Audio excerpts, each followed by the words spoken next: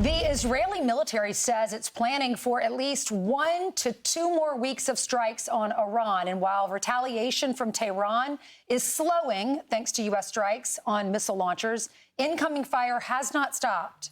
Just over an hour ago, Israel shot down an Iranian ballistic missile over Tel Aviv, as our senior correspondent Trey Yingst was reporting. Right now, air raid sirens are sounding across Tel Aviv. Israeli air defense is working to shoot down the incoming Iranian ballistic missile fire. This is the 5th time since the middle of the night that the Iranians have launched an attack against central Israel. Israel's missile defense system soaring through the skies, working to shoot down this incoming fire right now. And Trey joins us now with the latest on the ground. Good morning, Trey. Yeah, hey, Lawrence, good morning. A senior Israeli official telling Fox News that the Iranian regime is having trouble coordinating and communicating as these strikes intensify against the Iranian capital of Tehran. They're going after what they call the repression mechanism of the regime, the IRGC headquarters, the Basij headquarters, and other locations where officials were commanding the crackdown on protesters earlier this year.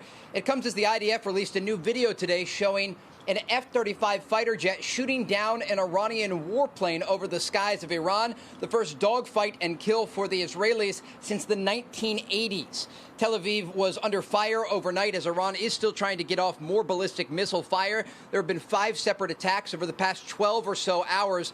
Much of that interception taking place overhead of Israel's second largest city. But U.S. Central Command is also releasing some new video showing them going after the ballistic missile launching positions inside of Iran. We also understand the Americans and the Israelis are going after the storage and production facilities there. And while the Israelis are looking east, they're also looking north to the Iran-backed Lebanese militant group Hezbollah. Some very interesting developments this hour. The IDF just released a massive evacuation order for southern Beirut. This is the Dakhya neighborhood, a Shia Hezbollah stronghold, and they are telling all civilians in this area to evacuate immediately, an indication they are going to continue this bombardment campaign. And tonight, Lebanese leadership is expected to speak about the threat of Hezbollah in their country. Again, a change in tone from the Iranian president and prime minister because they understand that Hezbollah is now threatening the structure and stability of their country. Guys? Hey, Trey, when you look at what's happening now inside Iran, they seem to be talking tough again, and we don't see much in terms of defections. Is there a sense, is Iran thinking, holding on and not losing is winning? Yeah, absolutely. And I want to read you a post that Iran's foreign minister put on X after the news of an American torpedo took down an Iranian frigate off the coast of Sri Lanka. And he says, in part, mark my words, the U.S. will come to bitterly regret precedent it has set. And so there is still a tough talk, despite the fact that Iran's supreme leader, the Ayatollah Khamenei, along with dozens of other leadership positions in Iran, have been taken out so far. Well, I don't think President Trump will regret anything when it comes to sinking the enemy warship with a torpedo. I think it's really cool. This is the first time we've used a torpedo since World War II, Trey. Yeah, absolutely. And this was a major victory, according to U.S. officials, at sea, and an indication that the Americans will strike Iran and its military all over the world, wherever they are located. And we talked about this last hour, but I think it's really important to underscore here how we got here.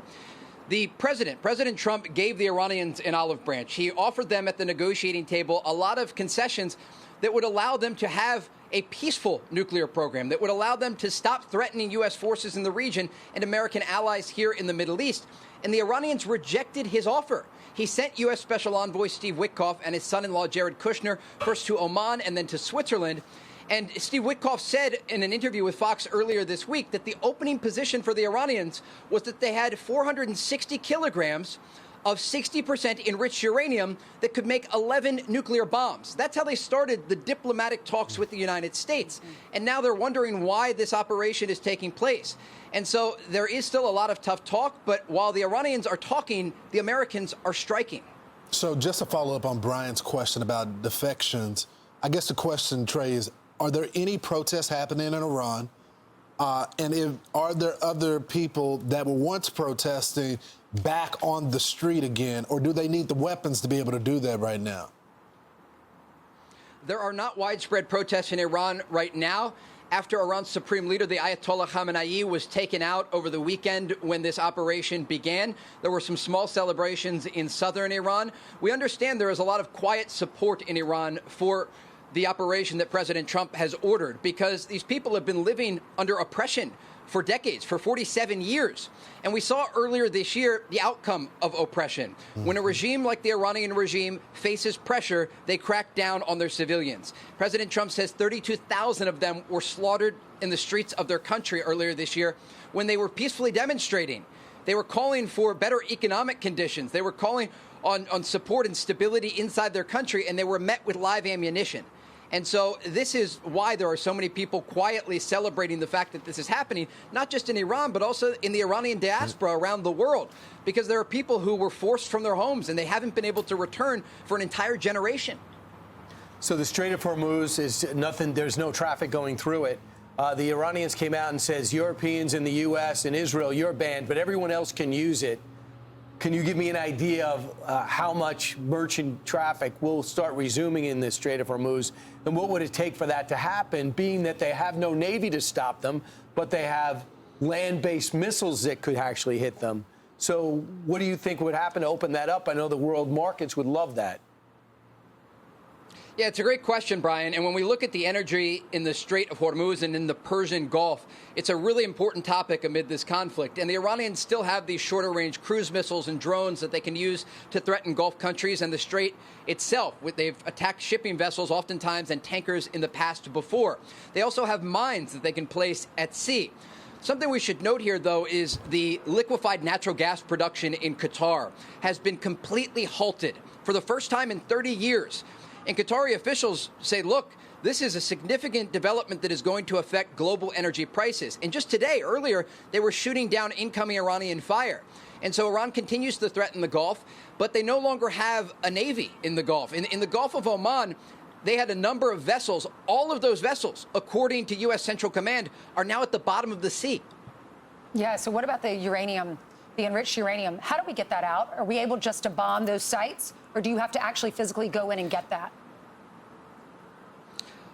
There's a lot of information that we have about all of this unfolding, but broadly, I will say they have to first identify where it is, and then second, make a decision if it's possible to destroy it or to dilute it. And we understand, according to U.S. officials, there's a lot of options on the table.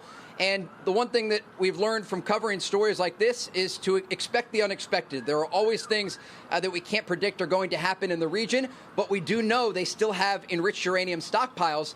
And again, Iran's leadership, the foreign minister, came to the negotiating table and was touting the fact that Iran was close to being able to create a nuclear weapon. I mean, when uranium is enriched at 60% purity, it's just one step away from 90%, which is considered weapons-grade material. And that is really one of the primary reasons that the United States and Israel launched this operation, because the Iranian regime kept saying over and over again, we want a peaceful nuclear program for health and energy. Then the question is, why did the program have to be buried half a mile underground?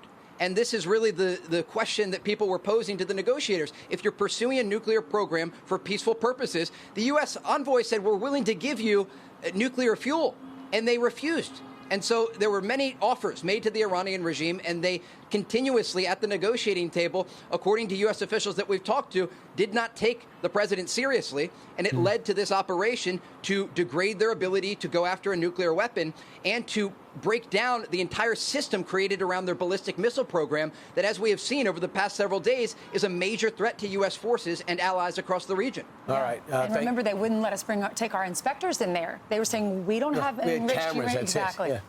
Thank you so much, Trey. Excellent job, as always. Want even more Fox News on YouTube? Become a Fox News Patriot today. Click join to find out how.